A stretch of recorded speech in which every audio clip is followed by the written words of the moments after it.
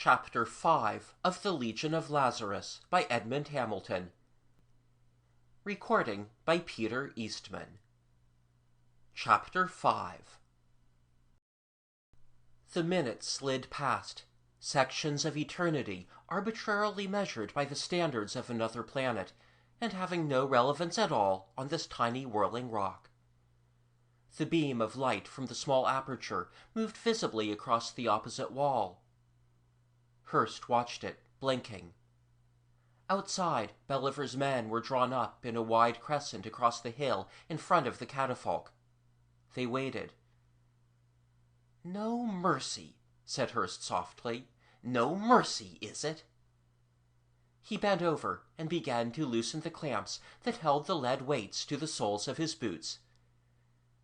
"It isn't mercy we need," said Shearing. "It's time." "How much?" "Look for yourself." Hurst shifted his attention to space. There was a ship in it, heading toward the asteroid and coming fast. Hurst frowned, doing in his head, without thinking about it, a calculation that would have required a computer in his former life. 23 minutes and 17 seconds, he said, inclusive of the 4 remaining. He finished getting the weights off his boots. He handed one to Shearing. Then he half climbed, half floated up the wall, and settled himself above the entrance, where there was a slight concavity in the rock to give him hold. "Shearing," he said. "What?" He was settling himself beside the mouth of the crack, where a man would have to come clear inside to get a shot at him. "A starship implies the intention to go to the stars. Why haven't you?" "For the simplest reason in the world," said Shearing bitterly. "The damn thing can't fly." "But," said Hurst in astonishment. "It isn't finished. It's been building for over 70 years now, and a long and painful process that's been too, Hurst. Doing it bit by bit in secret, and every bit having to be dreamed up out of whole cloth, and often discarded and dreamed up again, because the principle of a workable star drive has never been formulated before. And it still isn't finished. It can't be finished unless—" He stopped, and both men turned their attention to the outside. "Belliver's looking at his chrono," said Hurst. "Go ahead, we've got a minute." Shearing continued. "Unless we can get hold of enough titanite to build the hypershift relays. Nothing else has a fast enough reaction time and the necessary load capacity.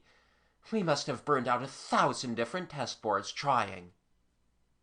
"Can't you buy it?" asked Hurst. The question sounded reasonable, but he knew as he said it that it was a foolish one. "I mean, I know the stuff is scarcer than virtue and worth astronomical sums. That's what MacDonald was so happy about, but—" "The Belliver Corporation had a corner on the stuff before our ship was even thought of. That's what brought this whole damned mess about. Some of our people, not saying why they wanted it, of course, tried to buy some from Belliver in the usual way, and one of them must have been incautious about his shield, because a Lazarite working for Belliver caught a mental hint of the starship and the reason for the titanite, and that was it. 3 generations of Bellivers have been after us for the star drive, and it's developed into a secret war as bitter as any ever fought on the battlefield. They hold all the titanite, we hold the ship, and perhaps now you're beginning to see why MacDonald was killed, and why you're so important to both sides." "Beginning to," said Hurst, "but only beginning." "MacDonald found a titanite pocket. And as you know, a titanite pocket isn't very big. One man can break the crude stuff, fill a sack with it, and tote it on his own back if he doesn't have a power sled. MacDonald had a sled. And he used it. He cleaned out his pocket, afraid somebody else would track him to it, and he hid the wretched ore somewhere.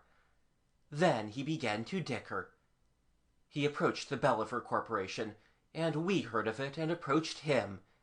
He tried playing us off against Belliver to boost the price, and suddenly he was dead, and you were accused of his murder. We thought you really had done it, because no Titanite turned up, and we knew Belliver hadn't gotten it from him. We'd watched too closely. It wasn't until some years later that one of our people learned that MacDonald had threatened a little too loudly to sell to us unless Belliver practically tripled his offer. And, of course, Belliver didn't dare do that. A price so much out of line, even for Titanite, would have stirred all the rival shipbuilders to unwelcome curiosity. So we figured Belliver had had him killed. But what happened to the Titanite? That, said Shearing, is what nobody knows. Belliver must have figured that if his tame Lazarites couldn't find where MacDonald had put it, we couldn't either. He was right. With all our combined metal probes and conventional detectors, we haven't been able to track it down. And we haven't been able to find any more pockets either. Belliver Corporation got exclusive mineral rights to the whole damned moon. They even own the refinery now. Hurst shook his head. Latent impressions or not, I don't see how I can help on that. If MacDonald had given the killer any clue... A beam of bright blue light, no thicker than a pencil, struck in through the mouth of the passage. It touched the side of the large stone block. The stone turned molten and ran, and then the beam flicked off, leaving a place that glowed briefly red. Shearing said, "I guess our 10 minutes are up." They were. For a second or two nothing more happened, and then Hurst saw something come sailing in through the crack. His mind told him what it was, just barely in time to shut his eyes.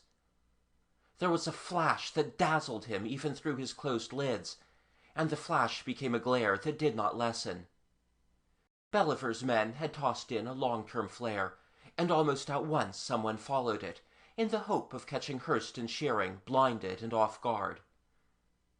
The eyes of Hurst's mind, unaffected by light, clearly showed him the suited figure just below him, with its bubble helmet covered by a glare shield. They directed him with perfect accuracy in the downward sweep of the lead weight he had taken from his boot, and which he still held in his hand. The bubble helmet was very strong, and the gravity very light, but the concussion was enough to drop the man unconscious. Just about, thought Hurst, what happened to me there in the hoist tower, when MacDonald died. Shearing, who had by now adjusted his own glare shield, stooped quickly and took the man's gun. He said aloud over the helmet communicator, "The next one that steps through here gets it. Do you hear that, Belliver?" Belliver's voice answered, "Listen, Shearing, I was wrong. I admit it. Let's calm down and start over again. 10 minutes ago, it was no mercy. It's hard for me to behave rationally about this business. You know what it means to me, what it meant to my father and his father. But I'm willing to do anything, Shearing, if you'll make a deal." "I'll make a deal? Readily, eagerly. Give back what your grandfather stole from us, and we'll call it square." "Oh, no, we won't," said Hurst grimly, breaking in. "Not until I find who killed MacDonald." "All right," said Belliver. "Wilson, break out the grenades." The entire surface of Hurst's body burst into a flaring sweat. For one panic-stricken second, he wanted to rush out the crack, pleading for mercy. Then he got his feet against the wall and pushed hard, and went plunging across the chamber in a sort of floating dive. Shearing got there at the same time and helped to pull him down. They huddled together on the floor, with the coffin-shaped block between them and the crack. Hurst sent out a frantic mental call to hurry, directed at the spaceship of the Brotherhood. "They're all going to hurry," said Shearing. "Vernon has found the ship now. He's telling Belliver. Here comes the grenade." Small, round, glittering thing of death, curving light and graceful through the airless gloom. It comes so slowly, and the flesh shrinks quivering upon itself until it is nothing more than a handful of simple fear. Outside, the men are running away, and the one who has thrown the grenade from the cramped, constricting vantage of the crack is running after them, and Shearing is crying with his mind, "Will it to fall short! Will it to fall There is a great brilliance, and the rock leaps, but there is not the slightest sound. End of chapter 5.